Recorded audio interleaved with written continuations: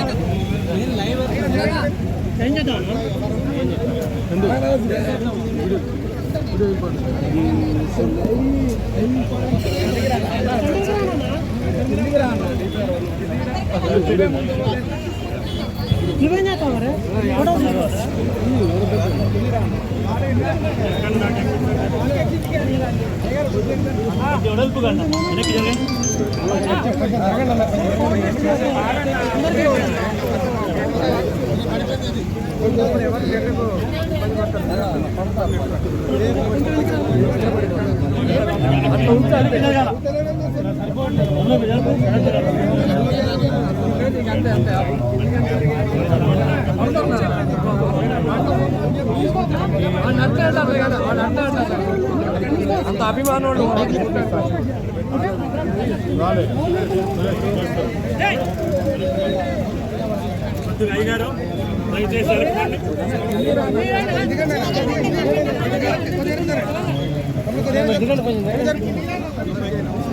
మైకి అయ్యా ఈరోజు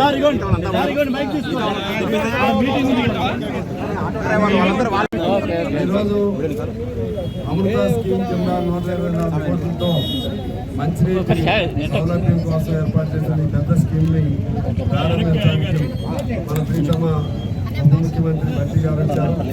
అలాగే మన జిల్లా ఇన్ఛార్జ్ మంత్రి కోమటిరెడ్డి వెంకటరెడ్డి గారు వచ్చారు. అలాగే మన జిల్లా సీనియర్ మంత్రి తుమ్మల నాగేశ్వర గారు వచ్చారు. అలాగే మన ఎంపీ మినిస్టర్ పొంగిలేటి శ్రీనివాసరెడ్డి గారు వచ్చారు. వీళ్ళందరూ ఈ కార్యక్రమాన్ని ప్రారంభించాల్సింది కోరుతూ ముందు భట్టి గారిని కొబ్బరికాయ పత్రాలను కోరుతున్నాను.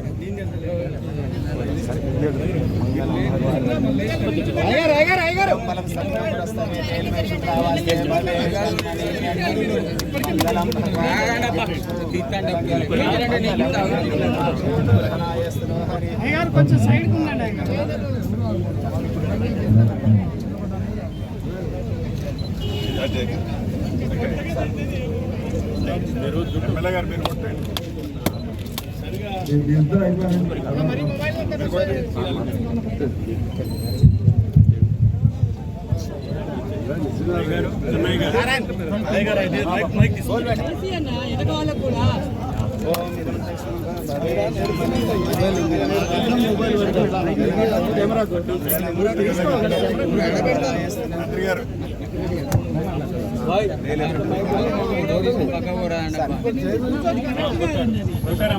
పంటారు కదా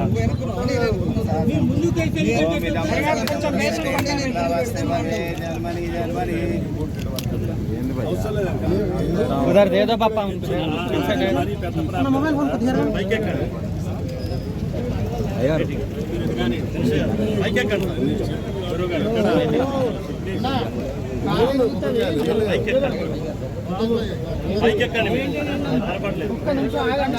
भैया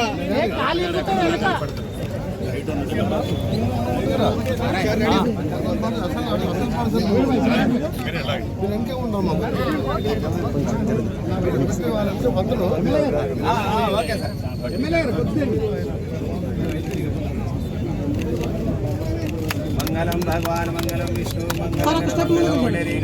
मंगलाय स्तुनोरितु देवलग्नं सुदिनं तदेव ताराबलं चंद्रबलं तदेव विद्याबलं दैवलं लक्ष्मीपतिं भारत राज्यांगम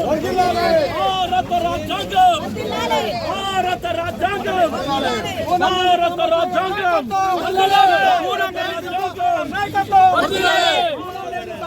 नायकत्व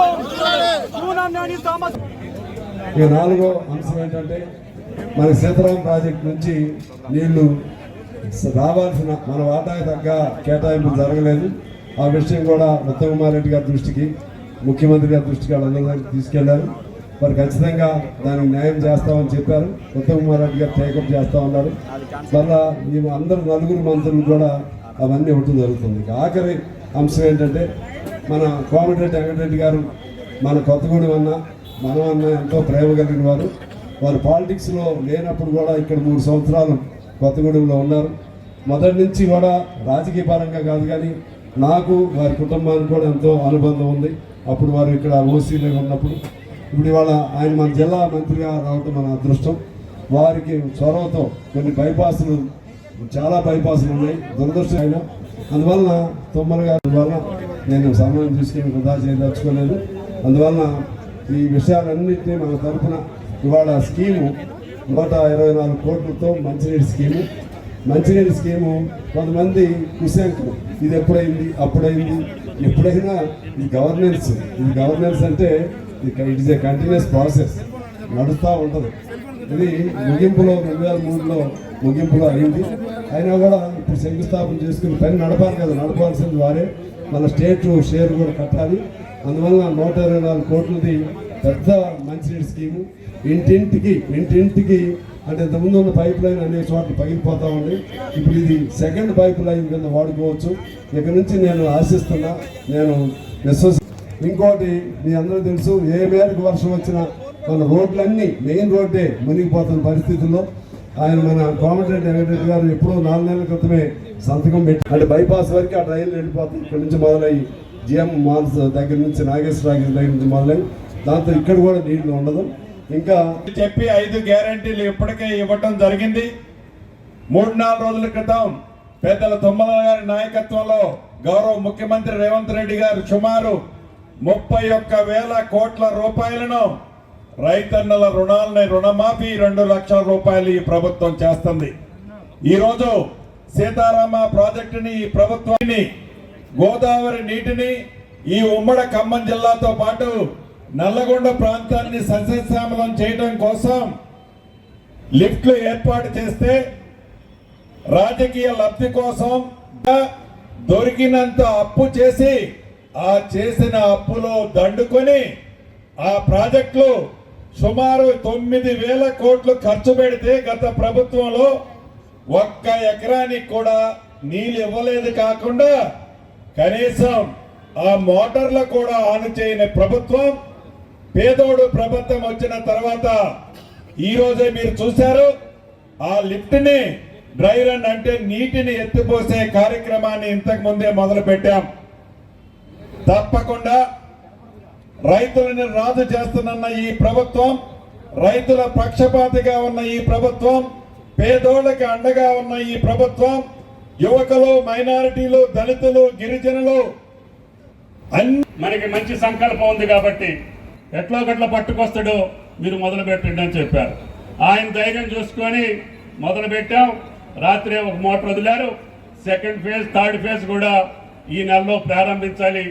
ముఖ్యమంత్రి గారితో తప్పకుండా ఈ సంవత్సర పంట కాలానికే గోదావరి జలాలు భట్టి గారి నియోజకవర్గానికి తాకాలి అని చెప్పి ఆ భగవంతుడిని కోరుకుంటున్నాం. కాబట్టి భట్టి గారు పెద్దలు వారికి ముందుగా ధన్యవాదాలు తెలియజేసుకుంటూ నన్ను ఆహ్వానించినందుకు, వారితో పాటు ఈరోజు కొత్తగూడెం సింగరేణితో పాటు పారిశ్రామికంగా ఎంతో పేరుగాంచిన పట్టణంతో పాటు ఖమ్మం జిల్లా అంటేనే పోరాటాల జిల్లాగా, మంచి వ్యవసాయదారులు ఉన్న జిల్లాగా, ఈ జిల్లా ఇన్ఛార్జ్ మినిస్టర్గా నాకు అదృష్టం రావడం కల్పించినందుకు ముఖ్యమంత్రి గారు ముందుగా కృతజ్ఞత తెలియజేసుకుంటూ, దీనికి ముఖ్యంగా విచ్చేసిన మా భట్టి అన్న 30 సంవత్సరాలుగా ఎన్ఎస్వై యూత్ కాంగ్రెస్కి వెళ్ళి వారితో కలిసి మేము అందరం కూడా కాంగ్రెస్ పార్టీలో పనిచేస్తూ ఈరోజు మళ్ళా డిప్యూటీ సీఎంగా చూడడం, ఖమ్మం జిల్లాకి వెళ్ళి వారు ప్రాతినిధ్యం వహిస్తూ మొన్న ఎన్నికల ముందు మండు టెండలో ప్రజా సమస్యలు తెలుసుకోవడానికి పాదయాత్ర చేపట్టి గతంలో 5 ఎమ్మెల్యేలే ఉన్న ప్రతిపక్ష నాయకునిగా ప్రతి సభ్యులోనే సీనియర్ నాయకుడే కాదు, అజాత శత్రువుగా, అవినీతి పచ్చ లేకుండా నిజాయితీగా ఉన్న తుమ్మల నాగేశ్వరరావు అన్న గారికి, మా చిరకాల మిత్రుడు రెడ్డి హాస్టల్లో మేము పక్కపక్క రూమ్లో ఉండి చదువుకున్న పొంగులేటి సీనన్న గారు, మీ అందరికి సీనన్నగా అందరూ పేదవాళ్ళు పిలిస్తే పలికే శ్రీనివాసరెడ్డి గారికి, మా గౌరవ నా తోటి శాసనసభ్యులకు, మున్సిపల్ చైర్మన్ గారికి, జడ్పీ చైర్మన్ గారికి రోజు సమస్యల కోసం వచ్చేవారు. కానీ ఇక్కడ మీకు పిలిచే పలికే నాయకులున్న డిప్యూటీ సీఎంతో సహా తుమ్మలే గారు, పొంగులేటి గారు ఉండడం, మంచి శాసనసభ్యులు ఉండడం, తప్పకుండా నేను కూడా నా వంతుగా నా దృష్టికి వచ్చిన ఏ సమస్యనైనా మీకు అందుబాటులో పనిచేస్తానని, అన్నిటికంటే ముఖ్యంగా కొత్తగూడెం పట్టణ ప్రజలకు ఈరోజు 124 కోట్లతోని ప్రతి ఇంటికి మంచినీళ్ళు ఇచ్చే కార్యక్రమం సందర్భంగా ఒక 5-6 మాసాల్లోనే ఆ ప్రాజెక్టు పూర్తవుతుంది. ప్రతి ఇంటికి మంచినీళ్ళు వస్తుంది. పట్టణ ప్రజలందరూ కూడా ఈ సందర్భంగా శుభాకాంక్షలతో పాటు మీ ఎమ్మెల్యే గారికి అభినందనలు. మీ ఎమ్మెల్యే గారు పట్టుబట్టి ఆ 124 కోట్లు తెప్పించుకొని రేపటి నుంచి ఆ పనులు కూడా మొదలు పెడుతున్న సందర్భంగా, దాంతోపాటు మా డ్రైనేజీ ఆర్ఎన్బిఎల్ కూడా డిఎంఎఫ్టీ నిధులకెళ్ళి 4 కోట్లతో డ్రైనేజ్ నిర్మించుకోవడం. ఇంకొకటి నిన్ననే నేను భట్టి గారు, పొంగులేటి అన్న గారు, గడ్కరీ గారు కలిసినప్పుడు ఇక్కడ ఆర్ఓపీ గురించి సేతు పన్ను కింద 148 కోట్లతోని ఒక ఆర్ఓపీ 12 ఆర్ఓపీలు ఇచ్చినాం మేము. దాంట్లో కొత్తగూడెం కూడా ఉన్నదని చెప్పడానికి సంతోషిస్తున్నాం. అది కూడా త్వరలోనే శాంక్షన్ అవుతుంది. ఆర్ఆర్పీ మినిస్టర్ అంటే మన తుమ్మల అన్న కానీ తీసుకోవాలి మన ఆదర్శం. ఆయన ఆర్ఎండ్బి శాఖ మంత్రిగా అప్పుడున్నా మన పోయిన టర్మ్లో ఉన్నా ప్రతి రోడ్ల అభివృద్ధి. మా తీన్మార్ మల్లన్న గారికి స్వాగతం. మొన్ననే ఎమ్మెల్సీగా గెలిచిన తీన్మార్ మల్లన్న గారికి ఆ రోడ్డు మీద 3 సంవత్సరాలుగా పార్లమెంట్లో కొట్లాడినా కోర్టులో లీగల్ సమస్య నుండి అప్పటి సంస్థగా చేయకపోతే దాన్ని క్లోజ్ చేపించి వచ్చే నెలాఖరికి టెండర్ నోటీస్ ఇచ్చి 130 కోట్ల రూపాయలతో కొత్తగూడెం పట్టణ అభివృద్ధి కోసం ఇవాళ భూమి పూజ కార్యక్రమాలు చేసుకొని పనులు మొదలు పెట్టుకున్నాం. ఇది నిజంగా చాలా గొప్ప విషయం. అయితే నాకు ఒక ఆలోచన వచ్చింది. 130 crores-తో ఈరోజు అంటే ఇది ఈ మంచినీటికి సంబంధించినటువంటి 125 కోట్లతో భూమి పూజ చేసుకుంటున్నప్పుడు గతంలో 10 ఏళ్ళు ఈ రాష్ట్రాన్ని పాలించినటువంటి బీఆర్ఎస్ పార్టీ దాదాపు 42,000 కోట్ల రూపాయలతో మిషన్ భగీరథ కోసం మేము అప్పు తెచ్చి రాష్ట్రంలో ఏ ఒక్క ఇంటికి కూడా నీళ్లు లేకుండా పూర్తి స్థాయిలో నీళ్లు ఇచ్చామని చెప్పి సర్టిఫికేట్ ఇచ్చి ఢిల్లీ కేంద్రానికి కూడా పంపించారు. ప్రజలకు కూడా చెప్పారు. మరి 42,000 కోట్ల రూపాయలతో ప్రతి ఇంటికి నీళ్ళు ఇచ్చిన కార్యక్రమం ఉంటే మళ్ళీ 125 కోట్ల రూపాయలతో కొత్తగూడెం పట్టణంలో దాదాపు 1,85,000 జనాభా ఇవాళ నీళ్లు ఇచ్చుకోవాల్సిన అదనంగా ఈరోజు ఖర్చు పెట్టుకోవాల్సిన అవసరం వచ్చేది కాదు కదా. దీంతో పాటు నా పక్కన ఉన్న వెంకటరెడ్డి గారు కూడా నిన్నంతా ఒక మాట చెప్తా ఉన్నారు. భువనగిరి నుంచి ఆలేరు శాసనసభ నియోజకవర్గంలో అక్కడ కూడా మంచినీటి ఎద్దటి అన్కనెక్టెడ్ విలేజెస్ చాలా ఉన్నాయి.